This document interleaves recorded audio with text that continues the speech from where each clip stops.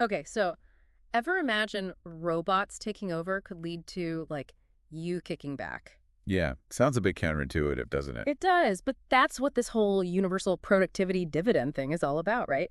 UPD, as they call it.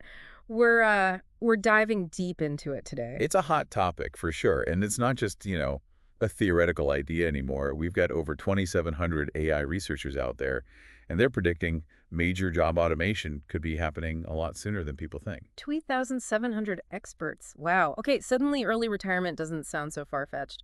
But UPD, this isn't just about, like, handouts, right? No, not at all. It's going to be more nuanced than that. It really is. It's directly tied to how this wave of automation is changing how our whole economy works. Yeah. If robots and AI are the ones boosting company profits, well, UPD says some of that should go directly to everyone, Oh, not just to, company owners or shareholders. so it's acknowledging that the pie is actually growing because of automation. Exactly. And we need to figure out a new way to slice it. Exactly. That's a great way to put So it. how is this different from, like, universal basic income? I feel like I've heard that thrown around a lot. Right. So UBI, that's usually a flat payment. Right. Yeah. UPD is directly linked to the actual gains from automation. Oh, okay. And it recognizes something really important about where we are right now. Data. Hmm. In the digital age, data is a huge part of this value creation, and that's where things get really interesting. Okay, yeah, you've got my attention now. So how do we actually fund this whole UPD thing? Because, I mean, free money always sounds great in theory, but where's it coming from? The million-dollar question, right? There are a few ideas on the table. One is automation taxes. Okay. So companies that see their productivity jump way up thanks to robots, well, they chip in more. It links the funding directly to what's causing the change. Makes sense on paper, but I can already hear some CEOs sweating a little bit at that idea. Yeah. What's to stop them from, like, just jacking up prices on everything and passing that tax right on to us, the consumers? That's a very valid concern, and it really highlights why this needs to be designed carefully. Hmm. Because if it's not implemented thoughtfully, yeah, it could end up stifling innovation. You'll have companies that are hesitant to automate if it means a huge tax hit. Right, of course. So are there other options besides automation taxes? What else is being considered? Well, think about this. Companies are using your data all the time Constantly. to tailor those ads you see to, make product suggestions. Yeah. Essentially, they're using it to make a profit, Right. which leads to this very interesting idea: data usage fees. Hold on. So, like, if Spotify knows about my, let's say, eclectic karaoke playlist, Sure. and that data helps them make money, I should get a cut. You know what? I'm strangely okay with this. Right. And that's the whole idea. It's recognizing that our data has actual value It does. and that we should have some say in how it's being used Yep. and potentially profit from it. Yeah. But this is where it gets tricky, right? Okay. How do we determine what our data is actually worth? Who gets to set those rules? It gets complicated fast. Yeah. There are definitely some layers to unpack there. But I have to say, I'm on board with the principle. And wasn't there one more funding idea? The one that always sounds like it's straight out of a sci-fi movie. Ah, yes. Robot licensing. There it is. Definitely the most radical of the bunch. Okay.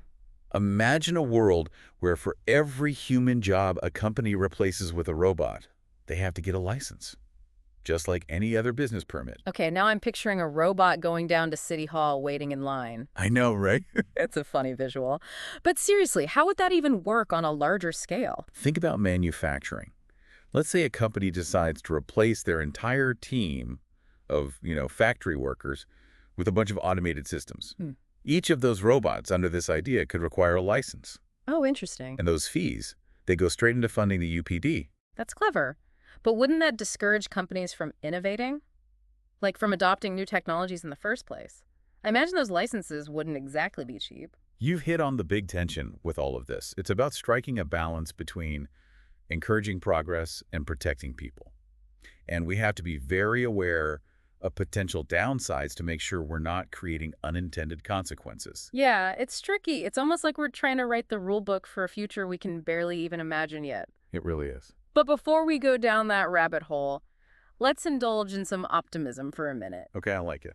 Let's talk about the potential upsides of a world with UPD. Paint me a picture. What does life look like if this actually works out the way some people hope it will? One thing that makes people nervous, understandably, is, what about the government?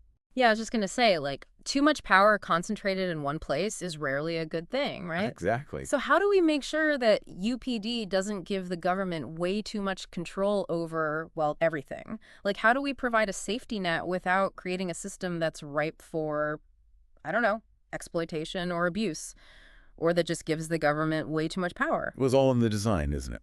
And thankfully, it's not like we're starting from scratch. There are already some really interesting models out there that we can learn from. Hmm. Have you ever heard of Alaska's Permanent Fund?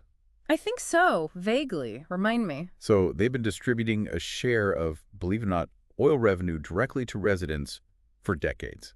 Really? Yeah. And it's been studied like crazy by economists. It's a great example of a system that's designed to share wealth in a pretty direct way. Yeah. And it's been running for long enough that we can really learn from both its successes and, the challenges they've faced. Right. So let's learn from what's already out there instead of just like coming up with theories that sound good on paper. Exactly. Okay, so that's like the practical side of things, I guess. But then there's this other big question that I think a lot of people have, and it's about human nature. Oh, yeah. If you're getting a UPD, if you know you're going to have a certain amount of money coming in no matter what, do people lose their motivation to work? It's the age-old question, right? Yeah, Security versus ambition. totally. But I actually think framing it as one or the other is a bit of an oversimplification. Okay, how so? What if, instead of eliminating work altogether, UPD actually allows us to, redefine our relationship with it? Oh, that's interesting. So, not necessarily trading our jobs for like endless vacation, but maybe using that time and that financial freedom to figure out what we really want to contribute to the world. Exactly. A world where people are free to follow their passions, Mm. whether it's, starting a business or making art or getting really involved in their communities. Mm. That's something I can get behind. UPD could be what allows people to finally explore those possibilities. It's giving me chills just thinking about it. It is pretty exciting to imagine, but we also have to be realistic. Yeah, of course. Not everyone's going to suddenly become an artist or an entrepreneur just because they have a guaranteed income. Right. Right. Some people are definitely just going to want to, watch reality TV and eat bonbons. I'm not judging. Right. But seriously, how do we address that?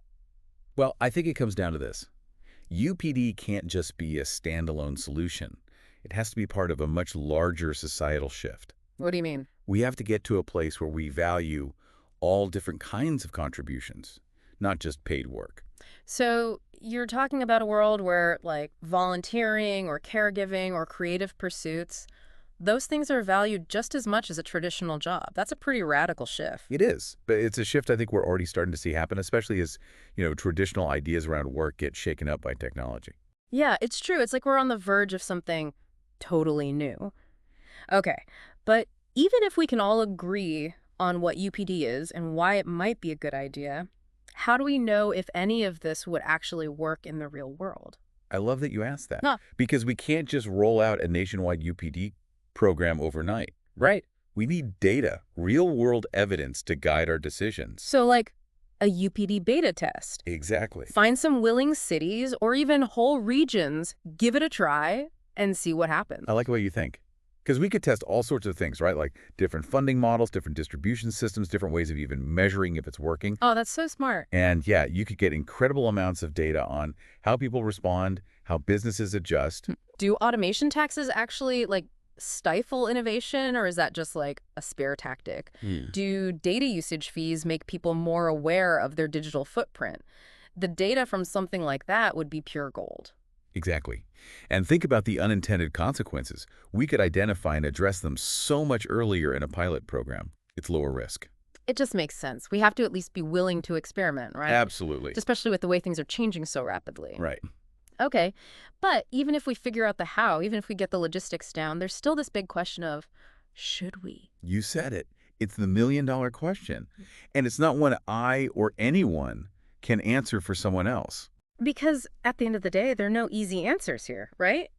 It's about weighing the benefits of economic security, freedom, the chance to, like, rewrite the rules of work as we know it against some pretty hefty risks. Absolutely. We're talking about potential government overreach, people potentially losing their work ethic, not to mention all the unintended consequences that we haven't even thought of yet. This is complicated stuff. Which is why it's so important that we're even having this conversation, this whole deep dive into UPD. This is us surfacing the big questions about work, about wealth, about what it even means to be human in a world where, like, robots are getting smarter every day. And these aren't just, abstract philosophical questions. They have very real implications for everyone. As automation touches more and more parts of our lives, these are debates that are only going to get more and more important. It's like we're standing at this fork in the road, and the choices we make right now, they're going to shape the course of our future. So with that, let's say motivating thought in mind, let's shift gears for a second and talk about what this future might actually look like on a personal level. It's kind of wild to think about, like for centuries, we've defined ourselves by our jobs. Sure. It's like the first question you ask someone you meet, right? Right. What do you do? It's like a greeting card question. But what happens when that changes? Like really changes? Yeah. When work isn't that central thing that like holds up our sense of purpose, our identity. It's uncharted territory. It's exciting, but it's also a little unsettling for a lot of people Yeah. because it makes you question everything. Like, imagine a world where your worth isn't determined by, how much money you make. Where meaning comes from a much wider range of contributions. Okay. It's a huge shift. Is that naive? Like, is everyone just going to become a poet or a philosopher if they don't have to work? No, and to be clear, UPD, it's not about just handing everyone a blank check and being like, okay, go follow your bliss. Yeah. It's about giving people the opportunity to pursue, a much broader set of options. Yeah. Whether it's, like you said, starting a business or finally learning a new skill or even just taking care of their families without that constant stress of, how am I going to pay my bills? So it's about expanding our definition of work. It Yes. could be volunteering, it could be caregiving, it could be those creative pursuits, just being more present in your community. Yeah. All these things that we like intellectually know are important, Right. but they often fall by the wayside because they don't like fit into our current economic model. Exactly. And think about like the potential if people actually had the time and the resources to really invest in those things. It's huge. The innovations, the art, the community building. It's like unlocking a whole new level of human potential. It really is. Yeah. UPD could be that catalyst for, a true flourishing. Okay, so I'm buying into this optimistic vision of the future. But let's say, even if it works perfectly, even if we avoid all the potential pitfalls, navigate the ethical landmines, we're still left with this one really big question. Which is, What does this all mean for us as people? Like, what happens to us? that is the question, isn't it? Mhm. If our identity isn't tied to our job, if our basic needs are met, what then? What motivates us? What makes life worth living? These are questions that, philosophers have been wrestling with forever. Right. But they're becoming, increasingly relevant to our everyday lives. Yeah. It's a lot to think about, but I think this is something we need to be talking about. Like, not just on this show, Absolutely. but like as a society. I agree. And it's not about, having all the answers or being able to predict the future with certainty. Mhm. It's about being open to the possibility that things might look radically different than how we think they're going to look. Yeah. So, to everyone listening, we'll leave you with this. What would you do with more freedom and security? What are those passions you'd pursue if money wasn't the driving force in your life? As we stand here, right on the edge of this potential paradigm shift, the future really is ours to shape. It's both exhilarating and honestly a little terrifying, right? Absolutely. And that's what makes these conversations so important. Couldn't have said it better myself. Thanks for diving into this with me. This has been fascinating. Thanks for having me. It's been a pleasure.